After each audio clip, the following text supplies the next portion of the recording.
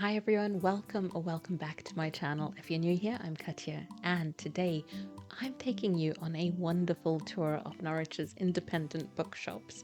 Now, this indie bookshop tour is something I thought Mavis, my friend, would like to join me for, and we did the Thickthorn Park and Ride. So we drove there and you get free parking, then hop onto a bus, and for £3 return, you're in the city centre, just 4 minutes away from the first stop for the tour. So it was a really good option. That said, I think next time, to have an overall shorter journey for myself, I will be taking the train, because even with the 18-minute walk from the train station to start the tour, overall it would be shorter for me. That said, it's super easy to get into Norwich for some book shopping, whichever way you decide to travel in. So for this tour, we're using the Norwich Independent Bookshop Walking Tour Guide from the National Centre for Writing, which is also based in Norwich. I've included the link in my video description, and you can scan their QR code for a digital map. It's a 1.8-mile loop that you could do in 35 minutes optimistically if you did no browsing whatsoever, but for us it actually took 5 hours, including a half-hour stopover for brunch. Our stop is technically not a bookshop, it is a Millenium Library in the Forum, but how could we resist starting there? Then we got a chance to go to a real bookshop on Bethel Street. However, we were thwarted instantly. The Greenhouse Trust, which the guide doesn't tell you, is closed. Most days it's only open on Saturdays from 11 a.m. to 4 p.m. But it's a unique place with an environmental art gallery and books on climate change. All proceeds go towards supporting artists and climate action.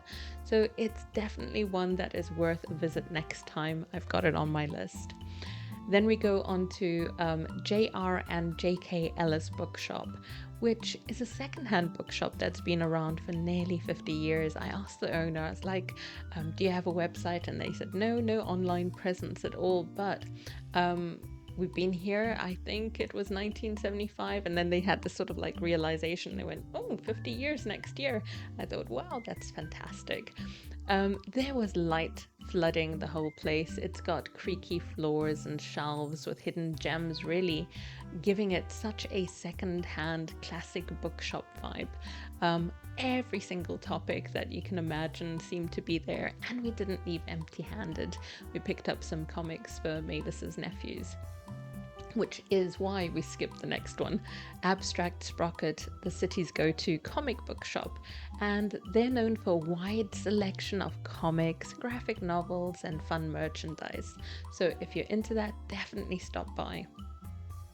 Our next stop was Dormouse Bookshop, nestled on the cobbled streets of Elm Hill. This little shop is the definition of charming, with shelves overflowing with books. I didn't buy anything here, but the atmosphere was wonderful, and there were tons of Terry Pratchett Discworld books. Then Tombland Bookshop, which is housed in a gorgeous 15th century building. It's one of the largest secondhand bookshops in East Anglia, and I scored 3 Penguin classics for just £8.50. And the shop offers everything from inexpensive finds to rare antiquarian books.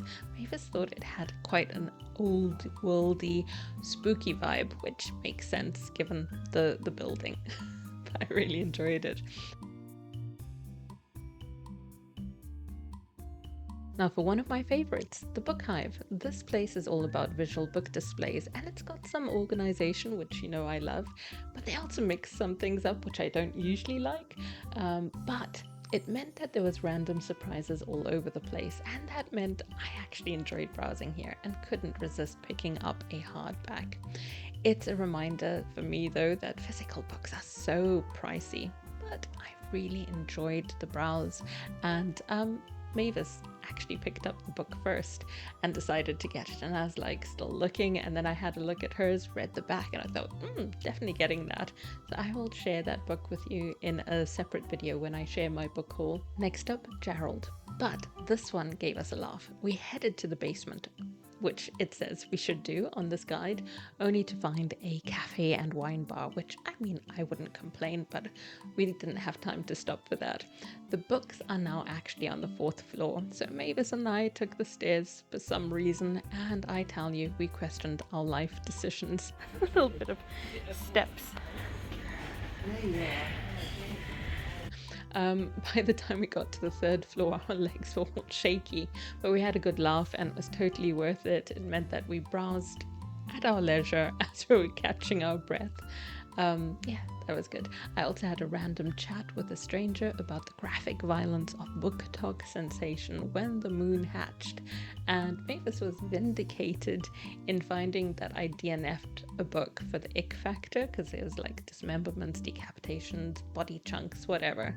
And the reason she's vindicated is she wasn't keen on a book that I recommended to her, and she said there was like body popping and vomiting of coins, and I was like, what?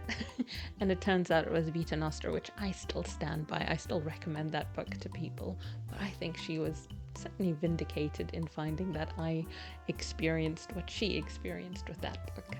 So by the time we reached City Bookshop, we were running out of steam, and we didn't spend much time here, but I definitely want to give it more attention next time. I think what I'll do is do the tour in reverse and make some changes as well, because obviously there's some places I'll want to revisit, like the Book Hive, and some that I won't. And we didn't get to books and leather on this trip. We ran out of time, and it was a little bit tricky to find in the market bookstalls. Well, market stalls, not bookstalls, but I'll be back to visit it next time. So that's it for the actual tour of the Norwich's independent bookshops as per what was shared on this guide. But I had a fantastic time, and I can't wait to share all the books that I bought with you in another video, as well as the books that I got from the Cambridge Bookshop Tour. So stay tuned for that. But I'm trying to remember the name of the place that I need to see next time. Bookbugs and Dragon Tales. Now this is described as an enchanting independent bookshop that specializes in beautifully illustrated books for younger readers. And I wish I'd taken notice of where we grabbed our Americanos from. Our next coffee is in between our walk, but I didn't because we just stopped really briefly. I know that it was 2 minutes away from the Dormouse bookshop, but the staff were really lovely, and they recommended that we stop off at Bookbugs and Dragon Tales. Though we didn't get a chance to do that in person this time, the shop has a virtual tour available online, and it looks really magical. They're not just about books, they're also dedicated to fostering a love of reading in children who might not otherwise have access. So they have quite a bit of outreach work that they do with schools, and the shop was saved through crowdfunding as they were going through financial difficulties, and this included a generous £5,000 donation from Russell Crowe, which helped them to continue their important work. So I can't wait to stop by in the future, and I really wish I could remember that coffee shop's name so I could have given them a shout out. But they are literally a 2-minute walk from the Dormouse bookshop. I'll share a glimpse of their online store, the bookshop store, and the virtual tour on screen. And that's it. For my tour of some fabulous indie bookshops in Norwich, be sure to let me know if you're planning a similar trip. If you liked the video, please remember to like and subscribe. And if all goes to plan, I will have another bookshop tour for you next month in a new city. Let me know if you're actually enjoying this series of bookshop tours. And I have a lot of translated fiction and fantasy novels to share with you soon too. I might have scheduling issues throughout this month and October, and that's because of life and the way that things happen. Well, mostly because most of my social group and family seem to have been born in this month and next month, myself included. So there we go. I can't really complain. It's fun to celebrate birthdays. So if you have stuck with me to the end, thank you and happy reading.